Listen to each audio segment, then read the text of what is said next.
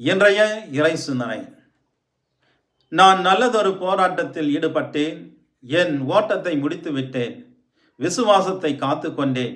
இனி எனக்கென வைக்கப்பட்டிருப்பது நேரிய வாழ்வுக்கான வெற்றி வாகையே.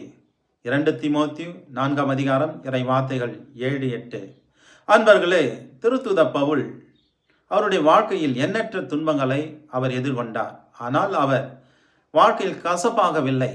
அவர் சொன்னார், நான் நல்ல போராட்டத்தை போராடினேன், என் விசுவாசத்தை காத்து கொண்டேன்.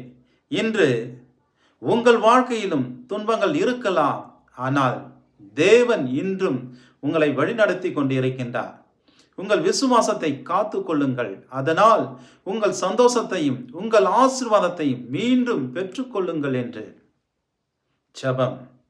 எங்கள் விண்ணக தந்தையே, எல்லாவற்றையும் கட்டுப்பாட்டில் வைத்து எங்களை எப்போதும் பாதுகாத்து வெற்றியின் வழியில் நடத்தியதற்காக உமக்கு நன்றி கூறுகின்றோம். கடினமான சூழ்நிலைகளிலும் நாங்கள் நல்ல விசுவாச போராட்டத்தை போராடி எங்கள் ஓட்டத்தை முடிக்கும்படி எங்களை வலிமை அமைத்ததற்காக, அதனால் நாங்கள் விசுவாசத்தை காத்து கொண்டு ஒரு நாள் நீதியின் கிரீடத்தை பெற்றுக்கொள்வோம் என்று விசுவாசத்தோடு எங்கள் ஆண்டவர் இயேசு கிறிஸ்துவின் திருநாமத்தில் உம்மை பார்த்து ஜெபிக்கின்றோம். ஜெபம் கேளும் எங்கள் நல்ல பிதாவே. ஆமேன், ஆமேன். எல்லா வல்ல இறைவன், தந்தை, மகன், தூய ஆவியார் உங்களை ஆசீர்வதிப்பாராக.